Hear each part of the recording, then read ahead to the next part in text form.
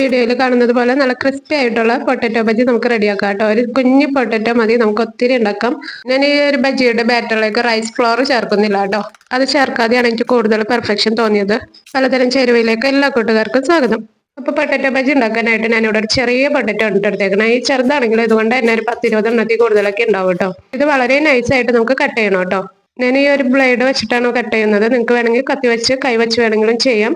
വളരെ നൈസായിട്ട് കട്ട് ചെയ്യണം. നമ്മൾ ലേസിനൊക്കെ കട്ട് ചെയ്യൂലേ അതേമാതിരി കട്ടിയായിട്ട് നമ്മൾ കട്ട് ചെയ്തിട്ടുണ്ടെന്നുണ്ടെങ്കിൽ ക്രിസ്പി ആവാൻ ബുദ്ധിമുട്ട് വരും. അത്ര ക്രിസ്പി ആവില്ല. അത് മാത്രമല്ല ഇരുന്ന് കഴിഞ്ഞിട്ടുണ്ടെങ്കിൽ പെട്ടെന്ന് തന്നെ അങ്ങ് സോഫ്റ്റ് ആയി പോകും കേട്ടോ.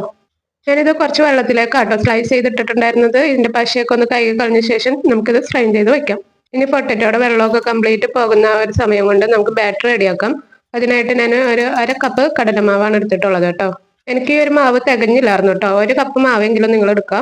ചെറിയ പൊട്ടറ്റോ അല്ലേ, അത് മതിയാവില്ല എന്ന് ഓർത്താണ് 1 കപ്പ് ഞാൻ എടുത്തത്. ഇനി ഇതിലേക്ക് ആവശ്യമായിട്ടുള്ള ഉപ്പിട്ട് കൊടുക്കാൻ ഞാനൊരു 1/4 ടീസ്പൂൺ ഉപ്പിട്ട് കൊടുത്തിട്ടുണ്ട് കേട്ടോ.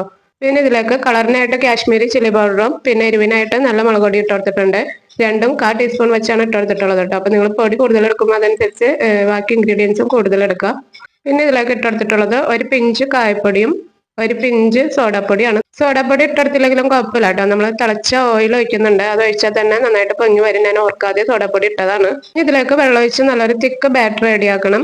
1 കപ്പ് കടലമാവിന് 1/4 കപ്പ് വെള്ളമാണ് ഞാൻ ആദ്യം തന്നെ ഒഴിച്ചിട്ടുണ്ടായിരുന്നത്. അത് നന്നായിട്ടൊന്ന് മിക്സ് ചെയ്തെടുത്തിട്ടുണ്ട്. ഇനി ഇതിൽ വെള്ളം ഇച്ചിരി കൂടി കുറവുണ്ട് കേട്ടോ. അപ്പോൾ 1 ടേബിൾ സ്പൂൺ 2 ടേബിൾ സ്പൂൺ വെച്ച് ഒഴിച്ച് ബാറ്റർ കറക്റ്റ് ആക്കി എടുക്കണം.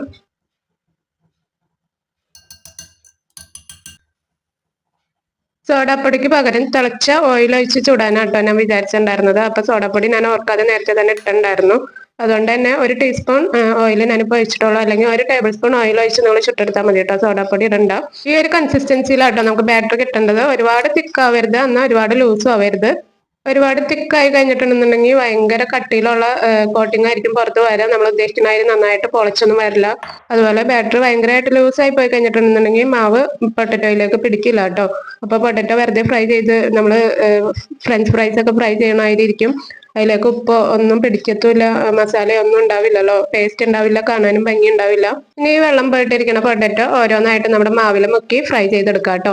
എണ്ണ നന്നായിട്ട് തിളച്ച് ചൂടായിരിക്കണം കേട്ടോ. ഇതിടുന്ന സമയത്ത് ഇട്ട് കഴിഞ്ഞ ശേഷം തീ നന്നായിട്ട് അങ്ങ് കുറച്ചിടാം. ആവശ്യത്തിന് ബാറ്റർ പൊട്ടറ്റോയിൽ പിടിച്ചിട്ടുണ്ടാവണം. പിന്നെ ചീഞ്ചട്ടിയിലേക്ക് എണ്ണയിലേക്ക് ഇടുന്ന സമയത്ത് നല്ല ചൂട് എണ്ണയ്ക്ക് വേണം കേട്ടോ. എന്നാലാണ് നല്ല മുട്ട പോലെ ഇങ്ങനെ പൊളച്ച് വരുന്നത്.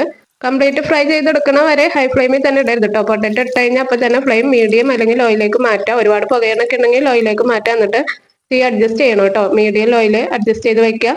ഇടുന്ന സമയത്ത് ഹൈ ഫ്ലെയിമിൽ തന്നെ ഇടാം. അപ്പം നന്നായിട്ട് ഇതുപോലെ പൊളച്ച് വരും കേട്ടോ.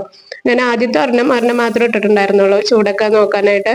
ബാക്കിയുള്ളത് ഇങ്ങനെ എത്ര എണ്ണം കൊള്ളുമോ അതനുസരിച്ച് ഇട്ടെടുക്കുക. ബാക്കിയുള്ളതും ഇതേ രീതിയിൽ ഫ്രൈ ചെയ്തെടുക്കുക. ഹൈ ഫ്ലെയിമിൽ തന്നെ കംപ്ലീറ്റ് പെട്ടെന്ന് അങ്ങ് ഫ്രൈ ചെയ്ത് കോരരുത് കേട്ടോ. അകത്ത് പൊട്ടറ്റോ ഒക്കെ വേവാതെ വരും. അതുകൊണ്ട് ഇടുന്ന സമയത്ത് നല്ല ചൂടുണ്ടായിരിക്കണം.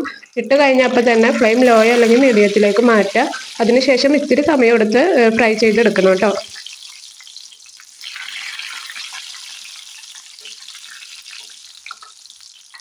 നല്ലൊരു ഗോൾഡൻ കളർ ആയ ശേഷം നമുക്കിത് ഫ്രൈ ചെയ്തെടുക്കാം കേട്ടോ.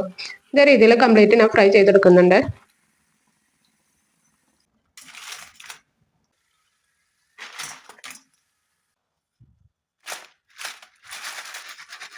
ഇതിന്റെ ഒരു ക്രിസ്പിനെസ് നിങ്ങൾക്ക് ഫീൽ ആവുന്നുണ്ടെന്ന് വിചാരിക്കുന്നു. ഇതുവരെയും ഈ ഒരു റെസിപ്പിക്ക് ലൈക്ക് അടിക്കാത്തവർ ഇപ്പോൾ ഒരു ലൈക്ക് അടിച്ചേക്കുക. ആവശ്യക്കാർക്ക് ഷെയർ ചെയ്തെടുക്കുക.